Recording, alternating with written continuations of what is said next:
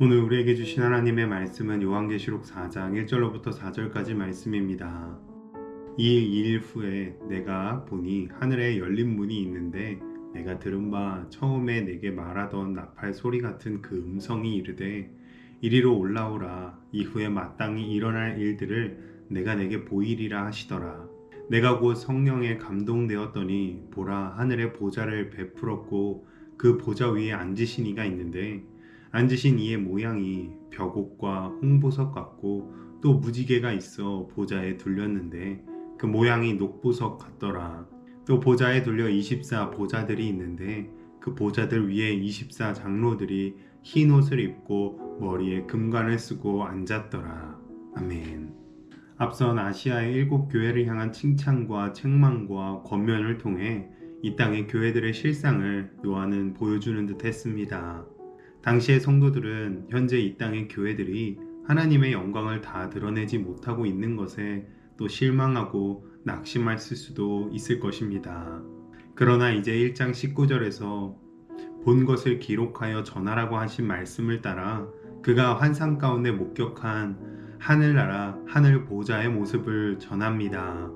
요한이 전하는 하늘 보좌의 장엄하고 신비하며 영광스러운 장면은 성도들에게 우리가 무엇을 바라보고 소망해야 할지를 깨닫게 합니다. 오늘 본문 말씀을 통하여 우리 모두도 영광스러운 하늘 보좌를 향한 소망을 더욱 품게 되시기를 주님의 이름으로 축복합니다. 오늘 본문을 시작으로 요한은 계시록의 끝에까지 환상 가운데 자신이 본 것들을 전하게 되는데요. 보통은 뒤로 갈수록 점점 클라이막스에 이르면서 더 중요한 것들을 보여주어야 하는데 요한이 본 환상은 처음 시작부터 가장 영광스러운 하나님께서 앉아 계시는 가장 중심이자 핵심인 하늘 보좌부터 이야기합니다. 이는 마치 천국에 우리가 들어가게 될 때에 다른 어떤 것보다 가장 먼저 우리가 보게 될 것은 우리에게 마중 나오시는 하나님을 만나게 될 것을 보여주는 듯합니다. 또한 요한은 하늘에 열린 문을 봅니다.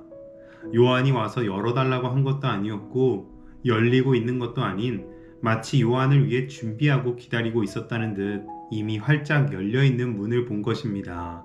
그리고 요한은 나팔 소리 같은 음성으로 이후에 마땅히 일어날 일들을 내가 내게 보이리라는 말씀을 듣게 됩니다. 그러자 곧 요한은 성령에 감동되었고 하늘 보좌와 그 보좌 위에 앉으신 이를 보게 됩니다. 하늘이 열린다는 표현은 예수님께서 세례를 받으실 때, 또 스데반이 환상을 볼 때, 베드로가 환상을 보았을 때와 연관이 있습니다. 이 모두는 하늘의 신령한 신비와 성령의 역사하심을 체험하는 사건들이었습니다. 이렇게 성령이 임하시고 역사하시는 하늘문이 열리는 사건이 이미 요한에게는 열려있는 문으로서 표현되므로 하나님께서는 이제 하나님의 사람들, 곧 그의 성도들에게는 성령을 은혜로 예비해 놓으셨음을 드러내고 있습니다. 그리고 이렇게 하나님께서 주시는 성령에 감동된 이들은 이제 모두 하나님을 보게 될 것입니다. 성령에 감동된 요한이 목격하게 된 첫 번째 장면은 그것은 가장 높고 영광스러운 하늘 보좌에 하나님께서 앉아 계신 것이었습니다. 오늘 우리는 이 말씀과 장면을 당연하게 여길지도 모르겠지만 이 편지를 읽은 당시의 성도들은 이 부분을 읽으며 크게 감동하고 감격했을 것입니다. 왜냐하면 당대의 로마 황제가 신으로 군림하던 시대였고 가장 높고 영광스러운 권자는 바로 황제의 것이 지당한 시대였기 때문입니다. 그러나 요한은 이 땅의 진정한 통치자는 로마 황제가 아니라 하늘 보좌에 앉으신 하나님이심을 드러내는 것입니다.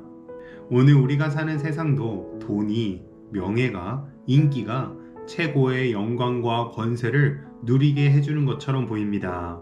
그러나 성령에 감동된 성도들의 영적인 눈으로 바라볼 때에 우리는 살아계신 하나님께서 오늘도 가장 높고 영광스러운 보좌에 앉으사 다스리고 계심을 바라볼 수 있습니다. 이어 요한은 자신이 본 하늘 보좌에 앉으신 하나님의 모양에 대해서 전합니다. 그러나 하나님의 형상이나 외모를 땅의 말로는 다 설명할 수가 없습니다. 그래서 성경에서는 하나님에 대한 그 어떤 신상도 그림도 묘사하는 것을 금기했습니다. 그렇다면 요한이 말하고 있는 모양은 무엇을 뜻하는 것일까요? 요한은 하나님의 모양을 벽옥과 홍보석과 무지개와 녹보석으로 그와 같았다라고 표현합니다. 이는 하나님을 바라볼 때 느낄 수 있었던 하나님의 영광스럽고 존귀한 성품에 관한 것입니다.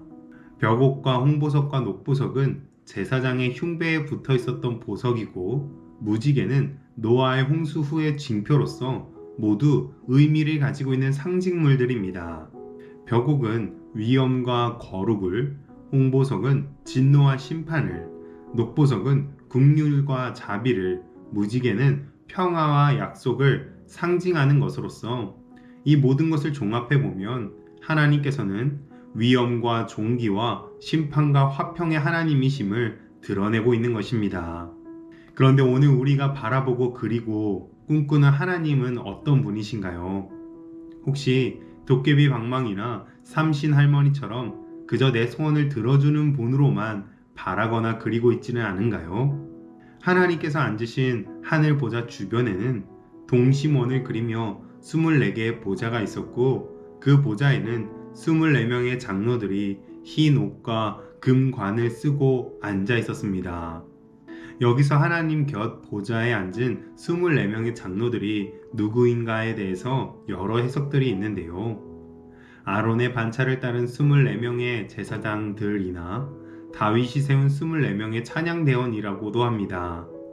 그런데 이 24명의 장로들이 거룩한 백성을 상징하는 흰옷과 금관을 쓰고 있습니다. 이를 따라 저는 이 24명의 장로는 백성을 대표하는 구약의 12지파와 신약의 12사도들이라고 해석하고 싶습니다. 이를 따라 우리 하나님께서는 천국의 보좌 영광에 가장 가까운 곳에 하나님의 백성들의 보좌를 마련해 두시고 우리로 거기에 앉히시는 분이십니다. 이처럼 오늘 내가 머물고 있는 내 자리가 핍박과 고난과 환난이 가득할지라도 우리 하나님께서 예비해 놓으신 저 천국의 내 자리는 하나님의 영광 보좌 바로 앞에 하나님의 곁에 있는 줄로 믿습니다. 그렇기에 우리는 오늘의 현실의 자리로 인하여 절망하거나 좌절하지 않고 천국의 자리를 바라보며 소망과 희망을 품을 수 있는 줄로 믿습니다. 그러므로 오늘 우리 모두는 절망과 좌절이 가득한 이 땅에서 살아가면서도 하나님께서 예비해 놓으신 영광의 보좌를 바라보며 오늘도 기쁨과 소망 가운데 사시기를 주님의 이름으로 축복합니다.